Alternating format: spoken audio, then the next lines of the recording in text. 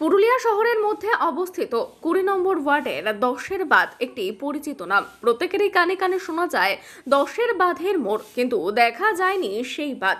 দীর্ঘ প্রায় ২০ বছর পর সেই বুঝে যাওয়া পুকুর খনন করে পুনরায় পুকুরের রূপদান করার কাজ শুরু করেছেন পুরুলিয়া পৌরসভার পৌর প্রধান নব্যেন্দু মহালি। সরজমিনে পরিদর্শন করে আজ পুকুর খননের কাজ আনুষ্ঠানিকভাবে শুরু করলেন।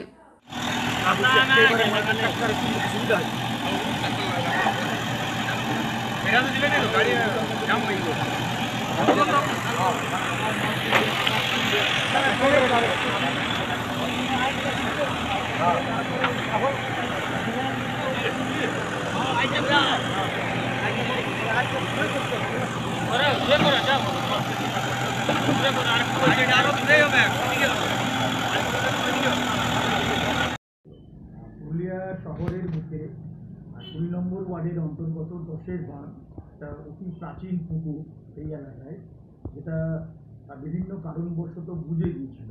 এটি পৌরসভার একটি নিজস্ব পুকুর, যেটা কিছুদিন আগে সংবাদ মাধ্যমে খবর উঠে আসে এবং আমরা তৎক্ষণাৎ সদর মহকুমা শাসক, সদর আইসি, বিএলআরও 1 এবং পৌরসভার আমরা সমস্ত টিম সরেজমিনে পরিদর্শন করি এবং তারপরেই আমাদের মিটিংয়ে আমরা সিদ্ধান্ত নিই যে এই পুকুরটাকে পুনরায় সংস্কার করে যাতে আমরা জল ধারণ করতে পারি, ওয়াটার বডিটাকে আরও ভালো করে আমরা ঠিক রাখতে পারি।